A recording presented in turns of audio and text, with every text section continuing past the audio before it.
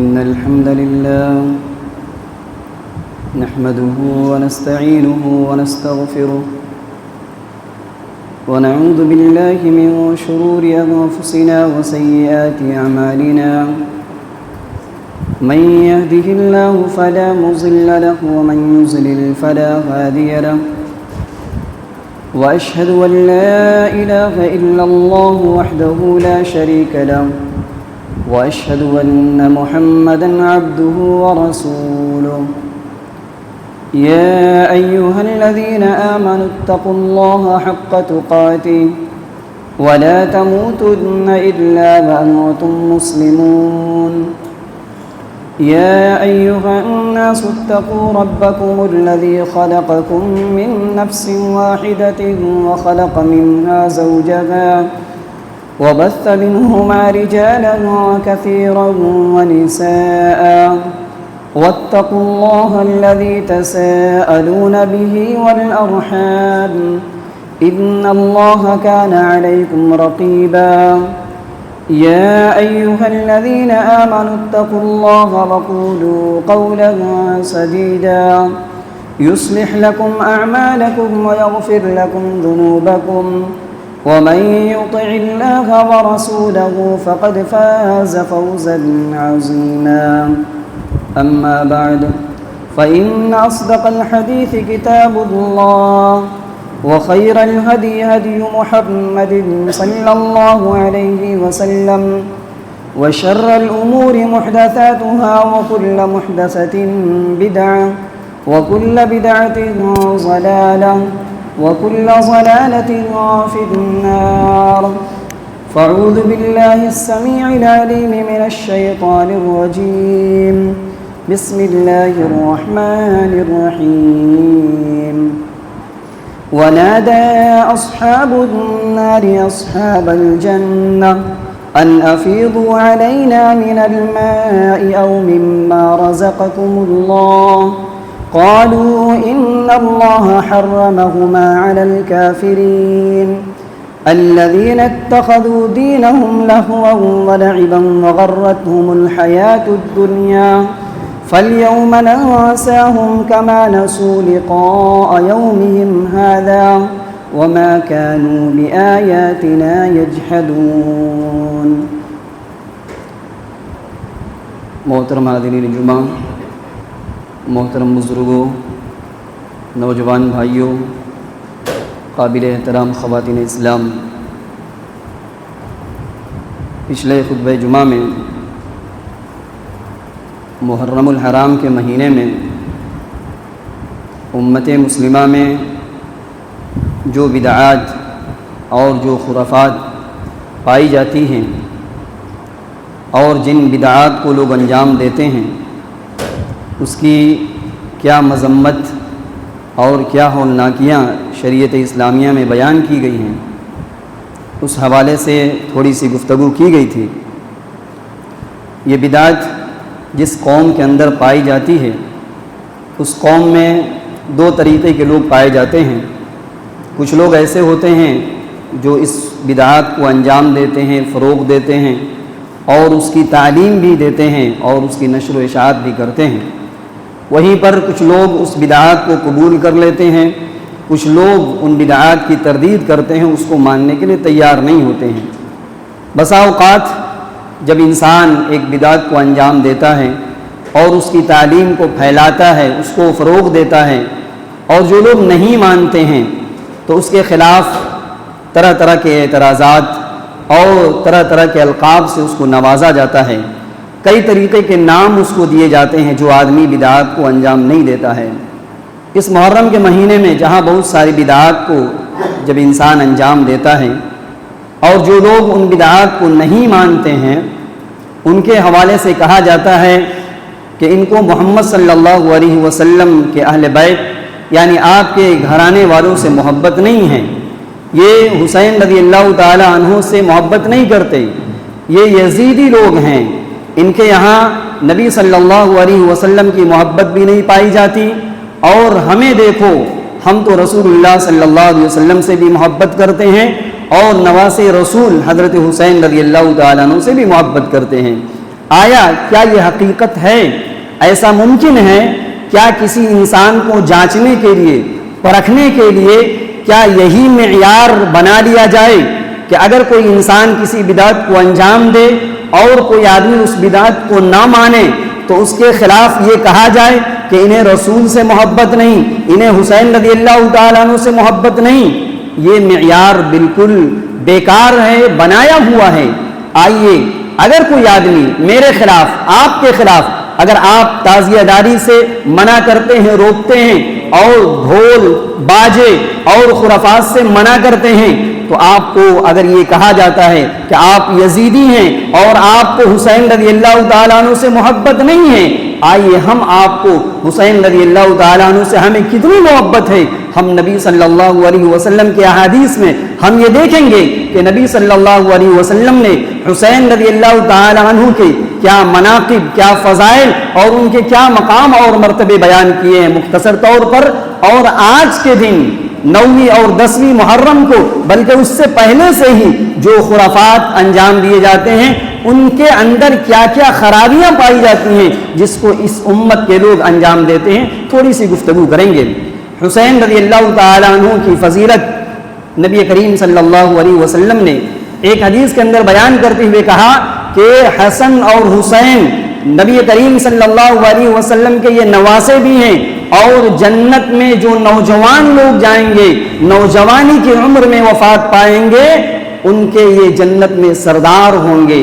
عن ابی سعید الخدری رضی اللہ عنہ قال قال رسول اللہ صلی اللہ علیہ وسلم الحسن والحسین سیدہ شباب اہل الجنہ، رواہ الترمذی فی کتاب المناقب۔ ترمذی کی روایت ہے، حضرت ابو سعید خدری رضی اللہ تعالیٰ عنہ فرماتے ہیں کہ اللہ کے نبی صلی اللہ علیہ وسلم نے ارشاد فرمایا، حسن اور حسین رضی اللہ عنہما یہ دونوں نوجوانان جنت کے سردار ہیں۔ یہ حدیث بتلا رہی ہے کہ حسین رضی اللہ تعالی عنہ کا اور حسن رضی اللہ تعالی عنہ کا مقام یہ ہے کہ یہ دونوں جنتی ہیں۔ صرف جنت ہی نہیں بلکہ جنت میں جو نوجوان لوگ جائیں گے، نوجوانی کی عمر میں وفات پائے ہوں گے، ان کے یہ سردار ہوں گے۔ کیا حسین رضی اللہ تعالی عنہ سے محبت کرنا یہ ضروری نہیں ہے؟ ضروری ہے، یہ ایمان کا حصہ ہے۔ اگر کوئی آدمی دعویٰ کرتا ہے ہمیں رسول سے محبت ہے، حسین سے اور حسن سے محبت نہیں ہے، تو وہ ایمان میں جھوٹا ہے۔ عن البراء بن عازب رضی اللہ عنہ ان رسول اللہ صلی اللہ علیہ وسلم ابصر حسنا وحسینا فقال اللهم انی احبہما فاحبہما، رواہ الترمذی فی کتاب المقدمہ فی کتاب المناقب۔ ترمذی کی روایت ہے، حضرت براء بن عازب رضی اللہ تعالیٰ عنہ فرماتے ہیں کہ اللہ کے پیارے نبی صلی اللہ علیہ وسلم نے ایک روز حسن و حسین رضی اللہ عنہما کو دیکھا، دونوں کو دیکھا، نگاہ پڑی، اچانک آپ صلی اللہ علیہ وسلم کی زبان مبارک سے یہ الفاظ نکلے، اللہ تبارک و تعالیٰ سے دعا کرتے ہیں اللہم انی احبہما فاحبہما، اے اللہ تبارک و تعالیٰ میں ان دونوں سے یعنی حسن و حسین رضی اللہ عنہما سے میں محبت کرتا ہوں، اے اللہ تو بھی ان دونوں سے محبت کرنا۔ اور جو آدمی حسن اور حسین سے محبت نہ کرے وہ محمد صلی اللہ علیہ وسلم سے بھی محبت نہیں کر سکتا ہے۔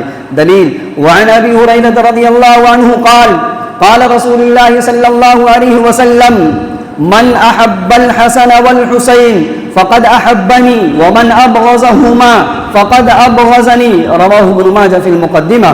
ابن ماجہ کی روایت ہے، حضرت ابو ہریرہ رضی اللہ تعالیٰ عنہ فرماتے ہیں کہ اللہ کے پیارے نبی صلی اللہ علیہ وسلم نے ارشاد فرمایا من احب الحسن والحسین، جو شخص جو آدمی حسن اور حسین سے محبت کرے فقد احبنی، گویا کہ اس نے مجھ سے بھی محبت کیا، ومن ابغضہما، اور اگر کوئی شخص ان دونوں سے بغض رکھے، ان دونوں سے نفرت کرے فقد ابغضنی، گویا کہ اس نے مجھ سے نفرت کیا، اس نے مجھ سے بغض رکھا۔ یہ تمام روایات بتلا رہی ہیں کہ نبی صلی اللہ علیہ وسلم سے محبت کا تقاضا یہ ہے کہ ان دونوں شخصیات سے ہمیں محبت ہونی چاہیے۔ پیارے نبی صلی اللہ علیہ وسلم حسن حسین رضی اللہ تعالیٰ عنہ سے حد درجہ محبت کرتے تھے. ہمیں بھی یہی تعلیم دی گئی ہے کہ ہم بھی حسن و حسین سے محبت کریں. کتنی محبت تھی. ایک روایت اور دیکھیں.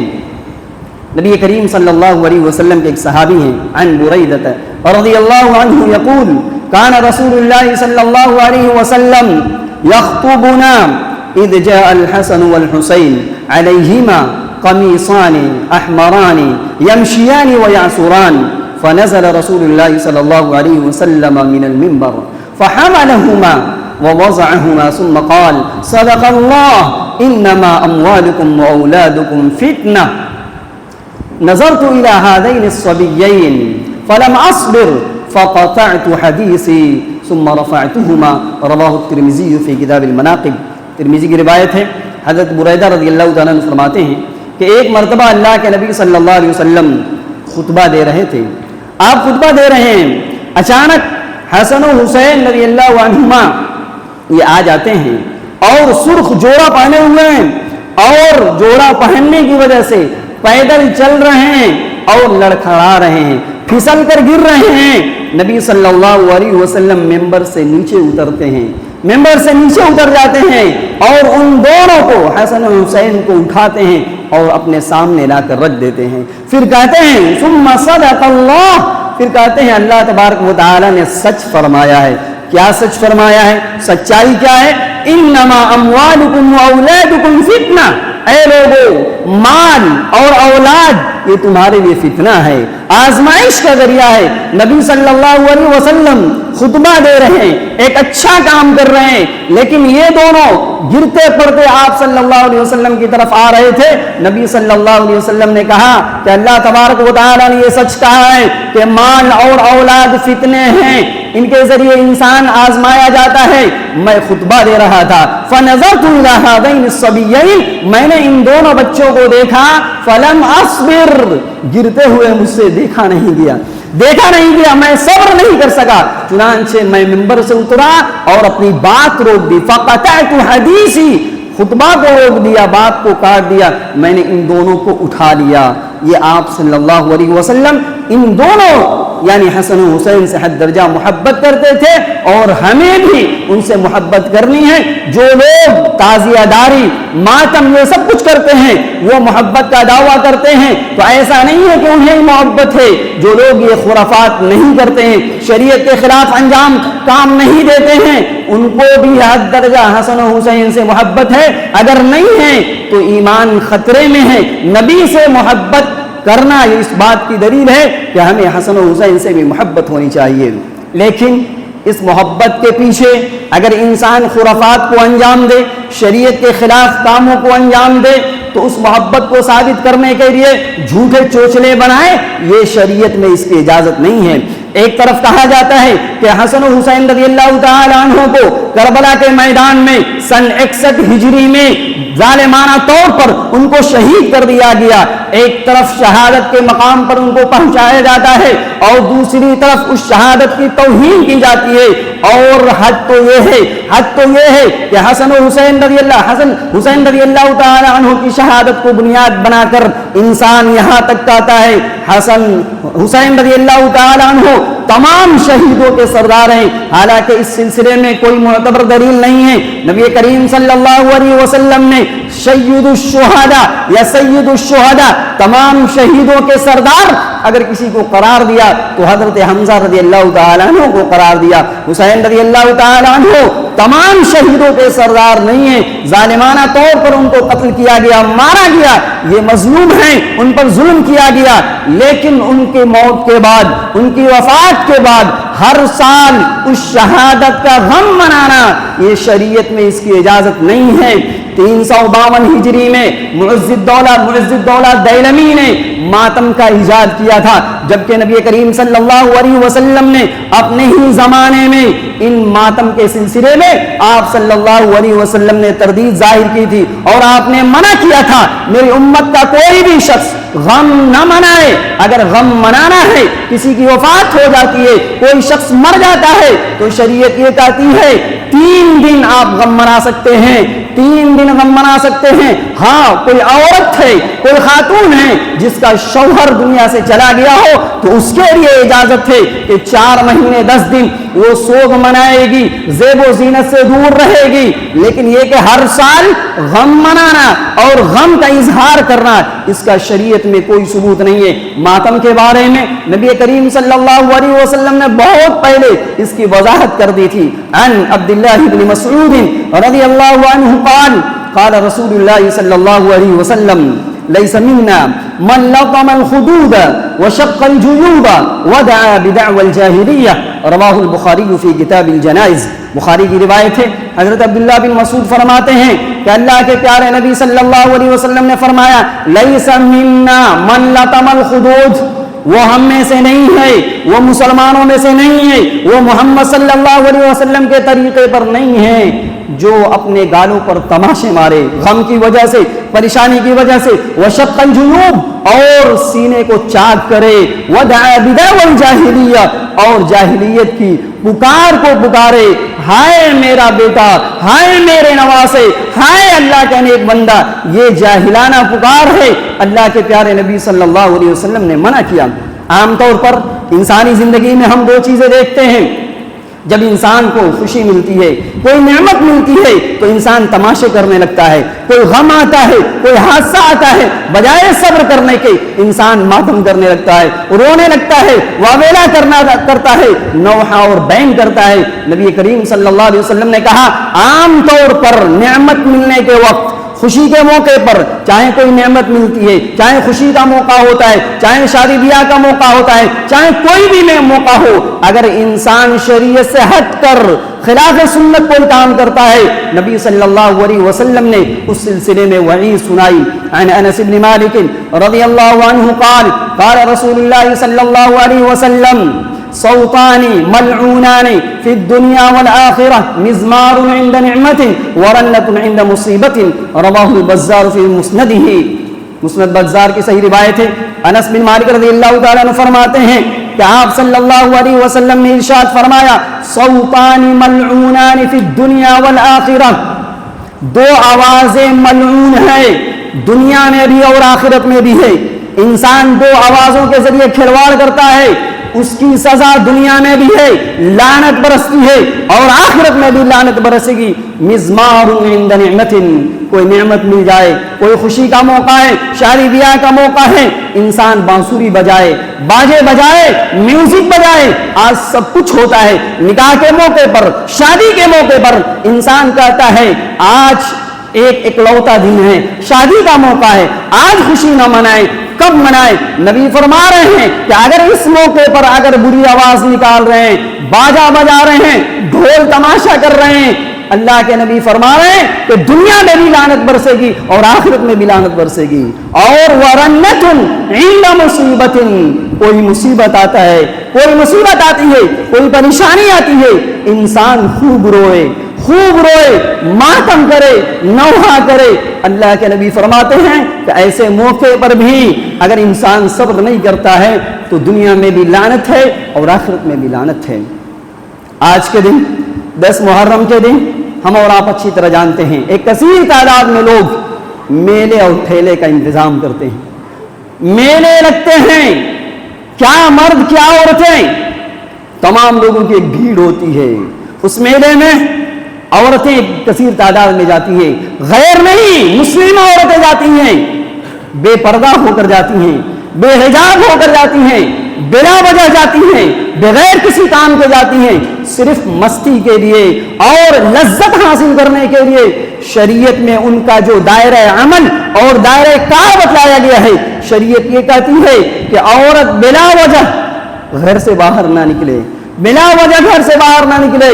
اور جب انسان گھر سے باہر نکلتا ہے، میلے کو بنیاد بنا کر، خوشی کو بنیاد بنا کر، ایک طرف کہا جاتا ہے غم ہے، ایک طرف حسین رضی اللہ تعالی عنہ کا ماتم کیا جاتا ہے، غم کا اظہار کیا جاتا ہے۔ واللہ سینے پر ہاتھ رکھ کر دیکھیے اور ان لوگوں سے پوچھئے جو یہ سب کچھ کرتے ہیں، کسی کے چہرے سے آپ کو اس بات کا اظہار نہیں ہوگا کہ وہ غم منا رہا ہے، خوشی کا اظہار ہوتا ہے، کھیل تماشے ہوتے ہیں، یہاں تک کہ بہت سارے مسلم نوجوان اور مسلم لوگ شراب کے نشے میں دھت ہوتے ہیں، انہیں پتہ نہیں ہوتا ہے کس سے بات کر رہے ہیں، کیا گفتگو کر رہے ہیں، زبان سے کیا کلمات ادا کر رہے ہیں، وہ نشے کے میں چور ہیں اور حسین رضی اللہ تعالیٰ عنہ کا غم منا رہے ہیں۔ غم کے موقع پر خوشی کا اظہار ایسا نہیں ہوتا ہے، یہ تو ایک بیوقوف انسان بھی سمجھ سکتا ہے۔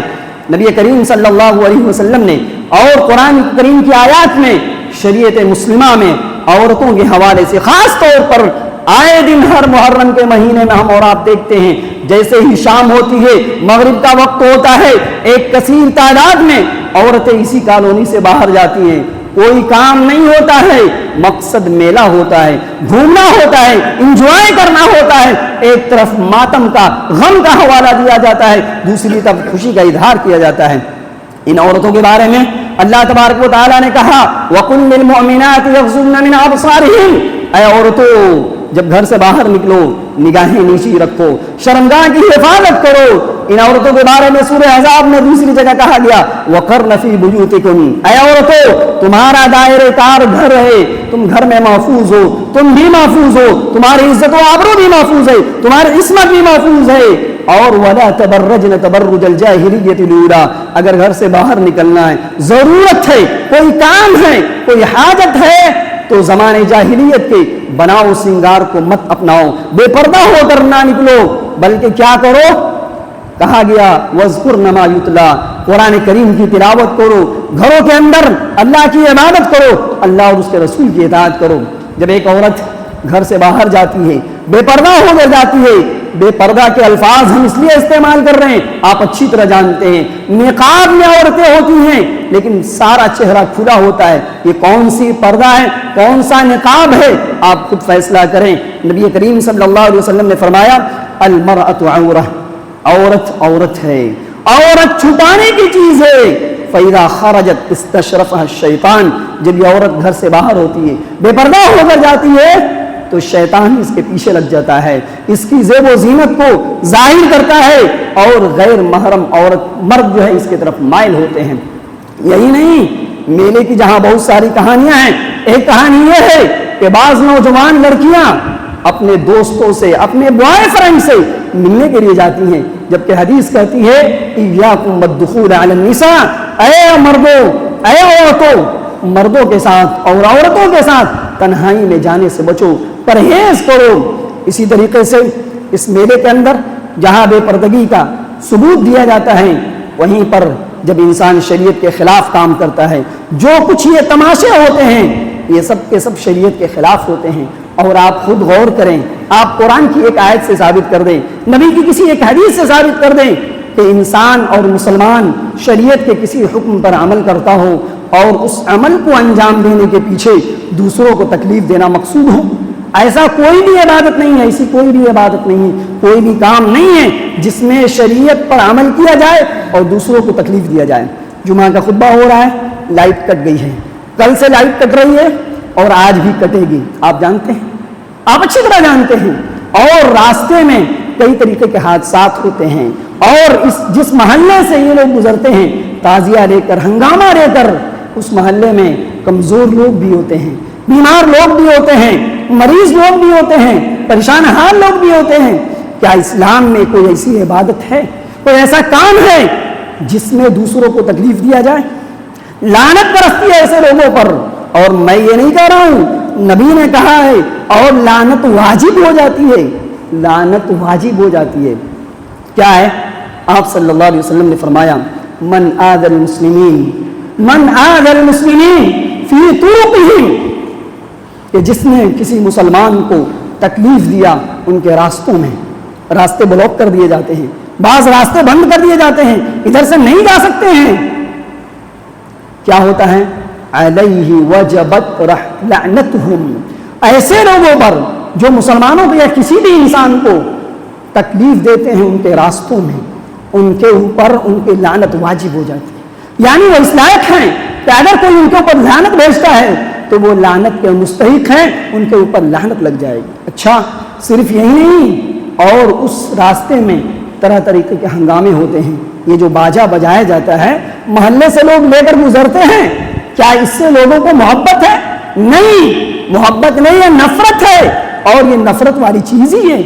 ہم نے نبی کی سیرت نہیں پڑھی، ہم نے نبی کی تاریخ نہیں پڑھی، ہم نے نبی کی تعلیم نہیں پڑھی۔ آج نوجوانوں کی زبان سے یا حسین کے الفاظ نکلتے ہیں، یا علی کے الفاظ نکلتے ہیں، اور یا اللہ کے الفاظ نہیں نکلتے۔ اسے عقیدہ نہیں پڑھایا گیا، اسے سنت نہیں پڑھائی گئی۔ نبی کریم صلی اللہ علیہ وسلم کی سنت کیا ہے؟ آپ کی تعلیم کیا ہے؟ آپ صلی اللہ علیہ وسلم اپنی ذات کے ذریعے، اپنی حرکت کے ذریعے، اپنے کسی بھی عمل کے ذریعے آپ نے کسی کو تکلیف نہیں دیا۔ مسند احمد اور ترمذی کی صحیح روایت ہے۔ آج جو کچھ ہوتا ہے، محلے سے لوگ لے کر گزرتے ہیں، بہت سارے لوگوں کو پریشانی ہوتی ہے، مریض لوگ ہوتے ہیں، نیند میں خلل واقع ہوتا ہے، معصوم بچے سوتے ہیں، ان کو کسی سے کوئی مطلب نہیں۔ یہ کون سی عبادت ہے؟ یہ کون سی محبت ہے؟ یہ کون سا غم ہے جس میں آپ تماشے کرتے ہو؟ ترمذی کی صحیح روایت ہے، عبداللہ الجدی یہ صحابی ہیں، کہتے ہیں کہ میں نے عائشہ رضی اللہ تعالیٰ عنہ سے نبی صلی اللہ علیہ وسلم کے اخلاق کے بارے میں پوچھا۔ اخلاق، اس کا تعلق کیریکٹر سے ہے، اخلاق سے ہے، آپ کے چال چلن سے ہے، رہن سہن سے ہے۔ آپ کا انداز بتا دیتا ہے کہ آپ کی تربیت کیسی ہو رہی ہے، آپ کی تربیت کرنے والے کون لوگ ہیں، کون لوگ آپ کو تعلیم دے رہے ہیں۔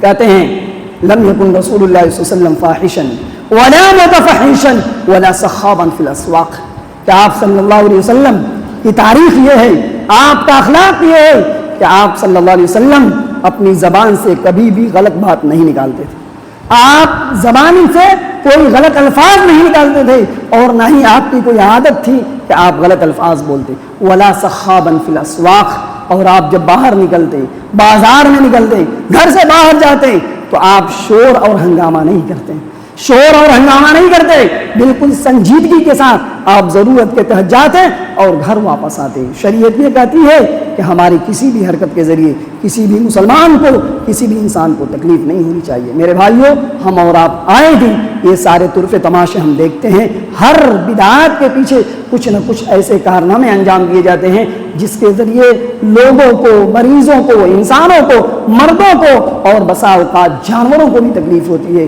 اللہ رب العالمین سے ہم دعا کرتے ہیں کہ رب العالمین ہم سب کو اسلام کی حقیقی تعلیم حاصل کرنے کی توفیق نصیب فرما۔ رب العالمین امت مسلمہ کے اندر جو بھی غلط کام ہو رہے ہیں، شریعت کے خلاف کام ہو رہے ہیں، رب العالمین ہم سب کو ان شریعت کے کاموں سے بچنے کی توفیق نصیب فرما۔ رب العالمین، کئی لوگوں نے دعا کی درخواست کی ہے، دعا کریں اللہ رب العالمین جن کے جو مسائل ہیں، اگر کوئی بیمار ہیں اللہ تعالیٰ انہیں شفاء کاملہ عاجلہ عطا فرما، اگر کوئی پریشان حال ہیں اللہ تعالیٰ اس کی پریشانیوں کو دور فرما، اگر کوئی قرض دار ہیں اللہ تعالیٰ اس کے قرض کی ادائیگی کا راستہ آسان فرما۔ رب العالمین اسی مسجد میں اتوار کے دن مغرب بعد درس ہوتا ہے، ہم سب کو شرکت کی توفیق نصیب فرما۔ آمین۔ اللہم ارنا الحق حقا وارزقنا اتباعه وارنا الباطل باطلا وارزقنا اجتنابه ربنا آتنا في الدنيا حسنة وفي الآخرة حسنة وقنا عذاب النار وآخر دعوانا أن الحمد لله رب العالمين۔